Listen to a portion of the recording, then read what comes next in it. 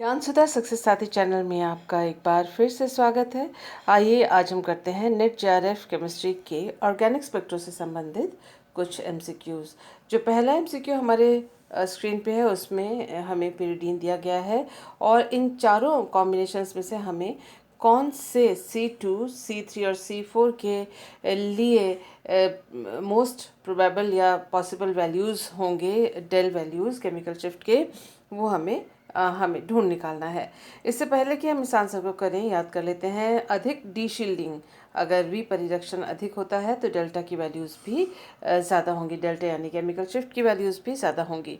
इसके अलावा हमें मालूम है कि नाइट्रोजन और कार्बन एटम्स में से नाइट्रोजन की इलेक्ट्रोनेगेटिविटी ज़्यादा है, जिसकी वजह से उसका माइनस आई प्रभाव या इलेक्ट्रॉन आकर्षण करने का जो कैपेसिटी या उसका जो प्रबलता से इलेक्ट्रॉन अपनी ओर आकर्षित कर सकता है, कार्बन और नाइट्रोजन बॉन्ड के इलेक्ट्रॉन्स को अपनी ओर आकर्षित वह कर सकता है।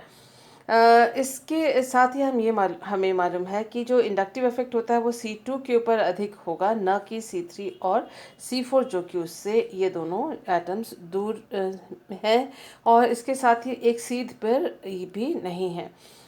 इसके अलावा जो रिंग है उसमें double bond, single bond, double bond, एक संयुग्मित द्विबंध की क्लोज रिंग चक्र है यहाँ पर, क्लोज्ड रिंग स्ट्रक्चर है यहाँ पर, जिसकी वजह से रेजोनेंस होगा और रेजोनेंस की वजह से जो C2 है और C4 पे प्लस चार्ज आ जाते हैं और जिसकी वजह से जो C2 और जो C4 है वो डीशील्डेड हो जाते हैं। लेकिन डीशील्डिंग जो है वो C2 में ज़्यादा इसलिए होगी क्योंकि ये इसके माइनस आई प्रभाव के कारण यहाँ पर से इस बॉन्ड के इलेक्ट्रॉन्स जो है नाइट्रोजन की ओर आएंगे, प्लस यहाँ पर प्लस चार्ज भी है।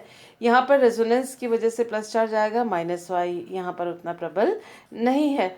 कुल मिला के हम ये कह सकते हैं कि C2 जो है वो ज़्यादा डीशील्डेड होगा, उससे कम डीशील्डेड 4 होगा और सबसे कम डीशील्डेड जो है वो 3 होगा। यानी डेल का मान सबसे अधिक C2 के लिए होगा, उसके बाद C4 के लिए और सबसे कम डेल का मान जो है वो C3 के लिए होगा, जो कि यहाँ पर जो C ऑप्शन हमें दिया हुआ है उसमें है हाईएस्ट फॉर C2, उसके नेक्स्ट है 136 C4 के लिए और सबसे कम है C3 124।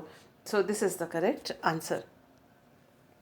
इसको यहाँ पर इस प्रकार से समझाया गया है, रेजोनेंस देख सकते हैं आप यहाँ पर, और इस प्रकार से जो चार्जेस का जो शिफ्ट है उसमें आप देख सकते हैं प्लस चार्ज C2 में और C4 में है, C3 में नहीं है, और माइनस आई प्रभाव की वजह से C2 जो है वो ज़्यादा डीशील्डेड हैं और उसका डेल का मान सबसे अधिक है। इस प्रकार से आंसर C, जो ऑप्शन C है, वो हमारा करेक्ट आंसर है, करेक्ट ऑप्शन है।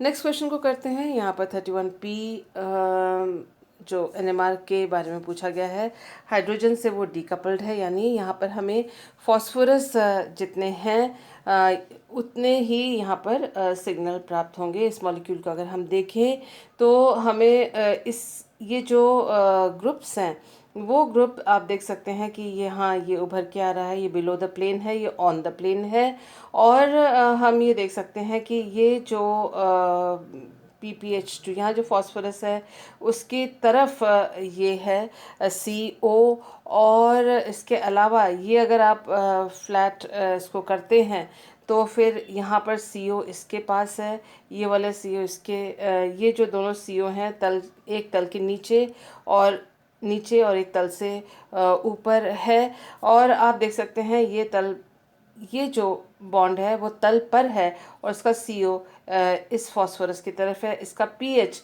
इस फॉस्फोरस की तरफ है। कुल मिला के कहने के का मतलब ये है कि ये और ये दोनों जो फॉस्फोरस हैं उनके आसपास जो केमिकल एनवायरनमेंट है, वातावरण है, वो एक जैसा नहीं है। क्रियात्मक समूह जो हैं उनके आसपास समान दूरी पर नहीं है, इसकी तरफ CO और इसकी तरफ pH है, जिसकी वजह से इन दोनों के जो इलेक्ट्रिक और मैग्नेटिक वातावरण जो है वो एक दूसरे से भिन्न हो जाते हैं और इस वजह से ये अलग अलग संकेत प्रदान करेंगे। तो उसका मतलब दो सिग्नल प्राप्त होंगे, ये फॉस्फोरस अलग संकेत देगा, ये फॉस्फोरस अलग संकेत देगा। आई का मान हाफ है तो उसका, और हाइड्रोजन से डिकपल्ड है, हाइड्रोजन इसके अंदर जो है इंटरफेयर नहीं करेगा। इसके अलावा आप देखें कि ये फॉस्फोरस यहाँ से 2 बॉन्ड की दूरी पे 2J कपलिंग यहाँ पर है, और यहाँ पर 3 बॉन्ड की दूरी पे यानी 3J कपलिंग यहाँ पर दोनों कपलिंग होंगी, यानी 2 सिग्नल्स हमको मिलेंगे। और क्योंकि आई का मान हाफ है तो हमको 2 डबलेट मिलेंगे, सिंगलेट नहीं मिलेगा, एक डबलेट नहीं मिलेगा। एक सिंगलेट एक डबलेट यानी सिंगल सिग्नल इसके अंदर नहीं, 2 सिग्नल प्राप्त होंगे। और सिंगलेट इसलिए नहीं प्राप्त होंगे क्योंकि एक दूसरे के साथ ये कपल करेंगे और ये डबलेट देंगे। किस प्रकार से, वो आप देख लीजिए। 2 टाइप्स ऑफ फॉस्फोरस, फॉस्फोरस 2 प्रकार के हैं, और ये दोनों कपलिंग इस प्रकार से हो रहे हैं। किसी एक को हम P मान लेते हैं, दूसरे को PB मान लेते हैं, और आई का वैल्यू जो है सबके लिए, दोनों के लिए हाफ है। और नेबर की संख्या, जो निकटवर्ती जो न्यूक्लियस है उसकी संख्या दोनों में ही 1 है। और इस तरह से आप इसको जब वर्कआउट करेंगे तो 2 सिग्नल्स यानी एक एक सिग्नल जो है, संकेत जो है 2 में विपाटित या स्प्लिट हो जाएगा, जिसकी वजह से आपको 2 अलग अलग संकेत दोनों स्प्लिट होंगे डबलेट में। तो आंसर हमारा ऑप्शन डी इसमें होगा।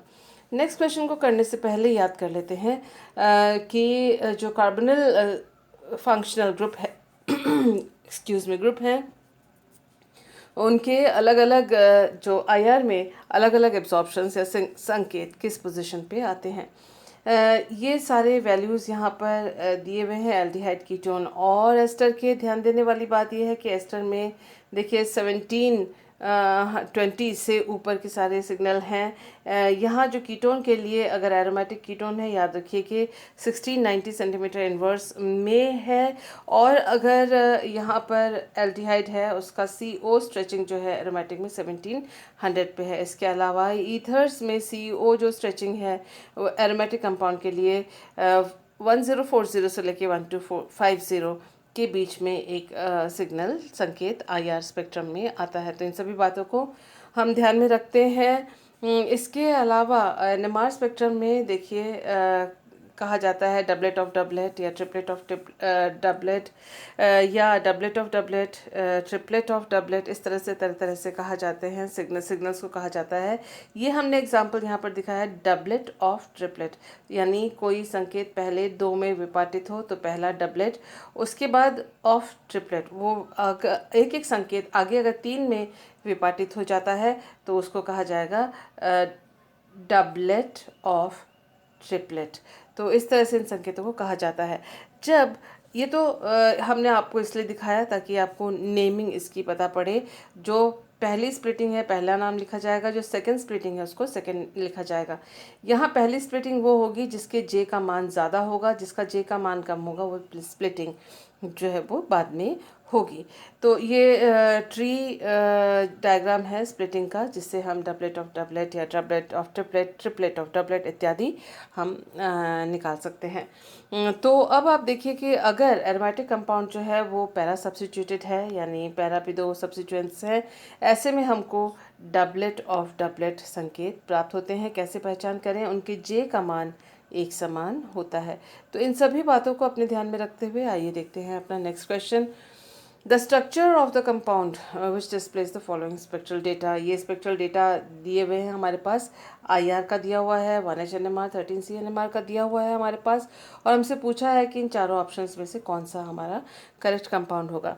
देखिए हमने यहाँ पर 1690 देखा है जो कि एरोमेटिक कीटोन के लिए है, और 1100 सेंटीमीटर इन्वर्स है वो ईथर के लिए है। इसीलिए हमने इससे पहले 1-2 स्लाइड पहले इन सभी जो IR जो संकेत हैं उनकी पोजीशंस को हमने याद किया था। इसके ये तो है ही कि ईथर होगा और कीटोन होगा, जो कि यहाँ पर भी कीटो है और यहाँ पर भी ईथर है। तो IR से हमें ये दोनों का हमें चांस लगता है, लेकिन यहाँ जो है वो एस्टर है, एस्टर का यहाँ पर IR से में कोई सिग्नल नहीं है, यहाँ पर भी एस्टर है, उसका सिग्नल नहीं है। तो जो ये दोनोों ऑप्शंस हैं, ऑप्शन ए और ऑप्शन बी, उसको हम कैंसिल कर देते हैं। इन दोनों में से हमें एक चुनना है। जब हम NMR 1H NMR देखते हैं तो 1H NMR में देखते हैं कि यहाँ पर एक डबलेट है जो 6.9 पे है और 7.8 पे है, जो कि एरोमेटिक हाइड्रोजन या एरोमेटिक न्यूक्लियस की बात कर रहे हैं। ये चारों के चारों जो कंपाउंड है वो एरोमेटिक ही है, और हम देख सकते हैं कि उनके J का मान 8Z यानी दोनों सेम है। और दोनों कैसे हैं, ये डबलेट है और ये भी डबलेट है, यानी डबलेट ऑफ डबलेट हमें मिल रहा है, जो कि ये इंडिकेट करता है कि ये पैरा सब्स्टिट्यूटेड कंपाउंड हमारा होगा। ये ऑर्थो है इसलिए कैंसिल हुआ, और सब बस इतना सा देखते ही हम ये कह सकते हैं आंसर जो है इसका सी ऑप्शन है। तो इस प्रकार से हम अपने ट्रिक के द्वारा बड़े सिंपली इस क्वेश्चन तक के आंसर तक हम पहुंच सकते हैं। हमने ये देखा कि इसके लिए हमें ये 13C NMR की डेटा को टच करने की ज़रूरत नहीं है, लेकिन 13C NMR का जो डेटा है वो हमें हमारे आंसर जो है उसको सपोर्ट करता है। ये यहाँ पर जो एक्सप्लेनेशन दिया हुआ है वो इस जो हमारा ऑप्शन है उसका हमने यहाँ पर स्ट्रक्चर लिखा, और हमने 13C से ये जो कार्बोनिल कार्बन है 197 पे आएगा, इसको हमने सपोर्ट किया। इसके अलावा जो 26 पे ये CH3 आएगा, और इसकी वजह से ये हो रहा ये सिग्नल आ रहा है। तो ये दोनों जो चीज़ें हैं वो 13C के जो डेटा है वो इस स्ट्रक्चर को सपोर्ट कर रही हैं। इसके अलावा हमने ये जो CH3 3.8 पे 3 हाइड्रोजन का सिंगलेट है, क्योंकि यहाँ पर कोई हाइड्रोजन नहीं है तो स्प्लिटिंग नहीं होगी, और क्योंकि ये इलेक्ट्रोनेगेटिव ऑक्सीजन के साथ जुड़ा हुआ है तो डीशील्डेड होगा।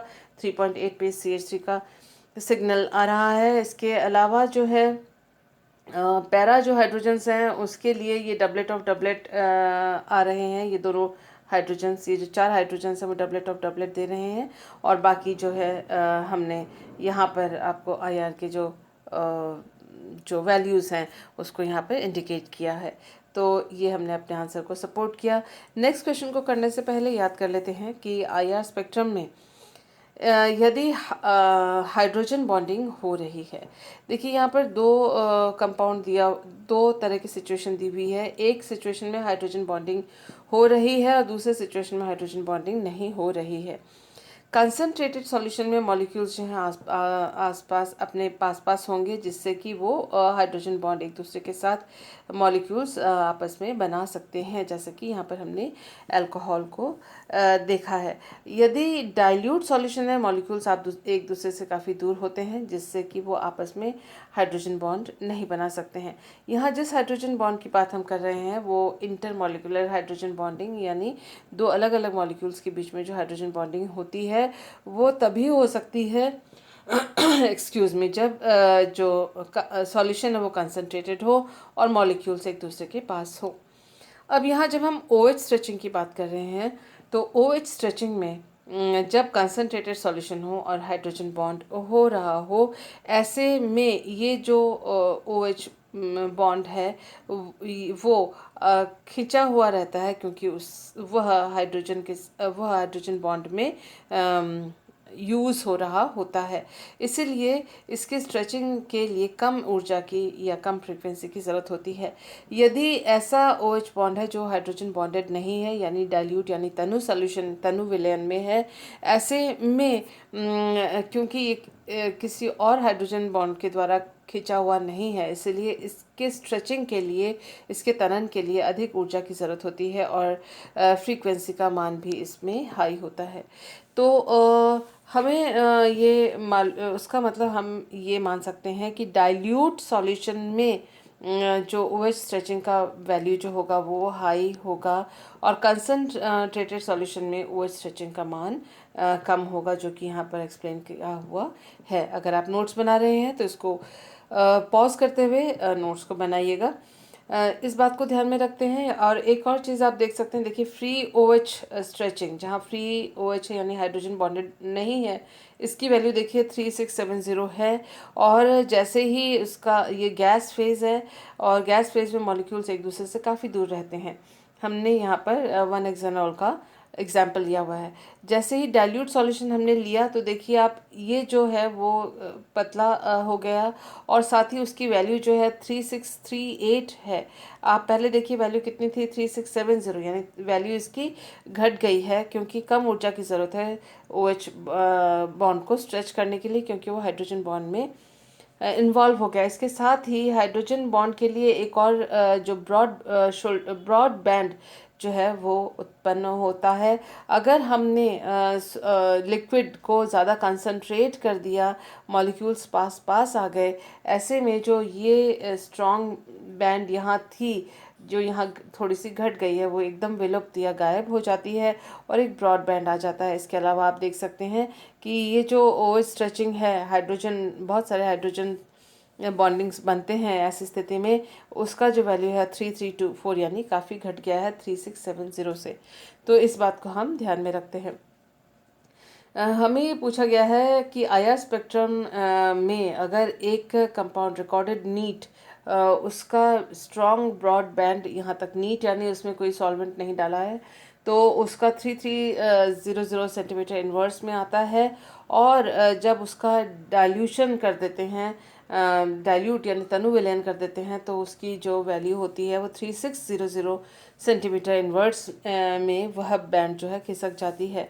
तो उसका मतलब इन चारों में से क्या चीज़ हो सकती है? OH group which is involve in intramolecular hydrogen bonding, यानी OH ग्रुप है, और इंट्रामोलिकुलर यानी एक ही मॉलिक्यूल के अंदर ही हाइड्रोजन बॉन्डिंग हो रही है, जैसा कि जो कि नहीं है। OH group which is involve in intermolecular, यानी दो मॉलिक्यूल्स हैं, उनके बीच में हाइड्रोजन बॉन्ड होने पर ही, डाइल्यूशन पर, डाइल्यूट कर देने पर सॉल्यूशन को, या मॉलिक्यूल्स के आपस में दूर हो जाने पर जो है IR स्पेक्ट्रम जो है वो हायर वैल्यू में आ जाएगी। ऐसी स्थिति तभी होती है जब इंटरमॉलिक्यूलर हाइड्रोजन बॉन्डिंग होती है। टर्मिनल अल्काइन ग्रुप नहीं।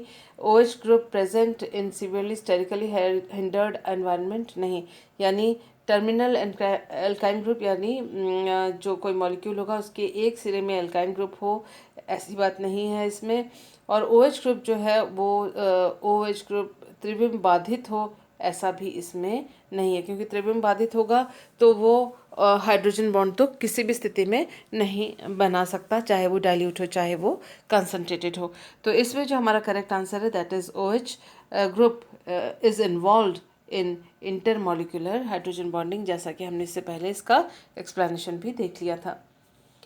स्टोक्स और एंटी स्टोक्स लाइंस के बारे में हम जान लेते हैं कि जो स्टोक्स याद कर लेते हैं। स्टोक्स लाइंस जो हैं वो लोअर फ्रीक्वेंसी साइड में होते हैं, और एंटी स्टोक्स लाइंस जो है हायर फ्रीक्वेंसी साइड में होते हैं और वो मिरर्ड होते हैं, यानी एक दूसरे के प्रतिबिंब रूप में की तरह बने हुए होते हैं, सेंटर से दोनों तरफ फ्रीक्वेंसी में या वेवलेंथ में।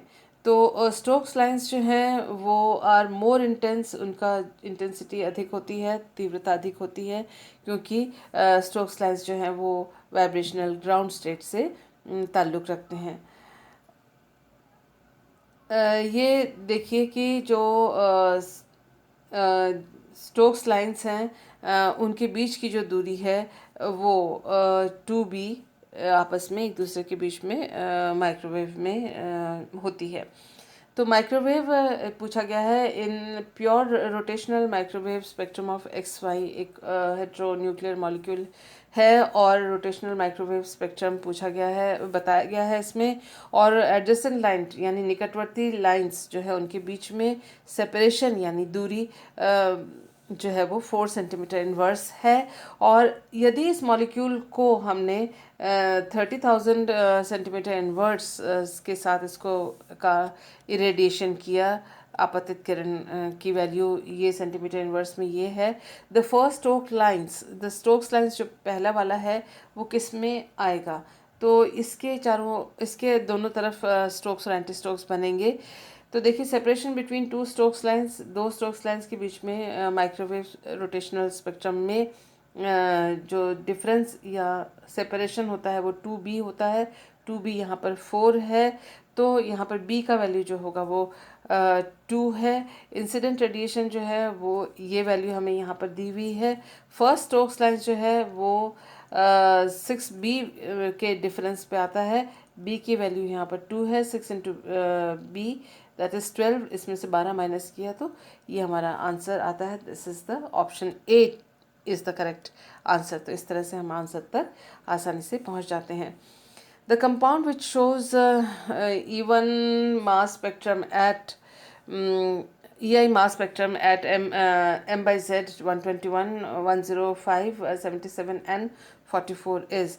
तो ये हमको इलेक्ट्रॉनिक आयनाइजेशन मास स्पेक्ट्रम यहाँ पर इन्होंने इलेक्ट्रॉन आयनाइजेशन मास स्पेक्ट्रम इन्होंने इन चार के बीच में से पूछा है कि कौन से का जो डेटा होगा वो या फ्रैगमेंटेशन होगा वो इस प्रकार से आएगा।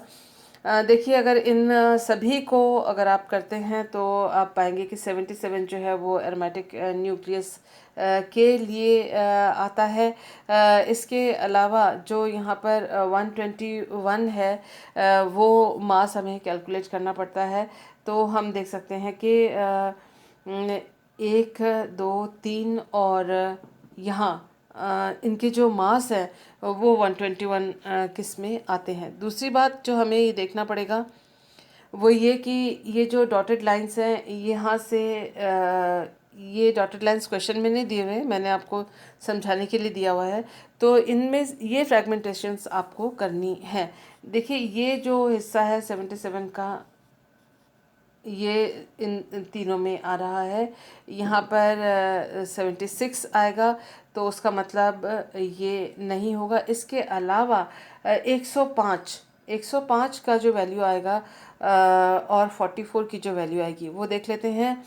44 की वैल्यू जो है इस हिस्से से नहीं आएगी, इस हिस्से से नहीं आएगी। 44 की वैल्यू यहाँ से आ सकती है, यहाँ से आ सकती है और यहाँ से आ सकती है। तो उसका मतलब इन तीनों में से कोई एक हमारा आंसर है। लेकिन 105 की जो वैल्यू है आएगी वो इस हिस्से से आएगी। तो उसका मतलब हमारा जो आंसर है वो ऑप्शन बी है। अगर आपको ये समझ में नहीं आ रहा है तो पेपर पेन लेके इसको आप कैलकुलेट कर सकते हैं और इस तरह से आप इसे देख सकते हैं। आप अगर इसका वैल्यूज़ अगर आप निकालें तो अलग अलग हिस्से के अलग वैल्यूज़ हैं। जैसे ये 29 का हिस्सा, 29 का कोई पीक नहीं आया है। इतना हिस्सा जो है 16 का, 16 से रिलेटेड कोई हिस्सा नहीं आया है। हालांकि ये 105 का है, लेकिन ये दोनों नहीं होने की वजह से ये पहला ऑप्शन कैंसिल किया जाता है। एक ये जो ऑप्शन है इसमें जो एरोमेटिक एमाइड का ऑप्शन है इसमें ये हिस्सा 44 का है, ये 77 का है। एक्सक्यूज़ मी, इसके अलावा ये हिस्सा 105 का है। तो ये कॉम्बिनेशन सिर्फ इसी में है, ना इसमें है ना इसमें है। तो इस प्रकार से जो हमारा ऑप्शन है वो आंसर है वो this is the correct answer. ये देखिए यहाँ पर इसको यहाँ पर एक्सप्लेन किया हुआ है और ये मॉलिक्यूलर आयन पीक है 121 पे। और आप देख सकते हैं NH2 के माइनस होने पे 105 पे ये पीक आ जाएगी और फिर इसमें से CO भी निकल जाएगा तो C6H5 का 77 पे एरोमेटिक न्यूक्लियस का आ जाएगा। इसके अलावा 44 इसमें से तब निकलेगा जब ये वाली ये जो हिस्सा है वो निकल जाता है, ये निकल जाता है तो इससे ये और ये दोनों पोर्शंस बनते हैं। तो हम देख सकते हैं कि इस कंपाउंड के द्वारा ही जो फ्रैगमेंटेशन मास स्पेक्ट्रम का है पैटर्न वो केवल यही समझा सकता है। So this is the correct answer. Thank you for being with me.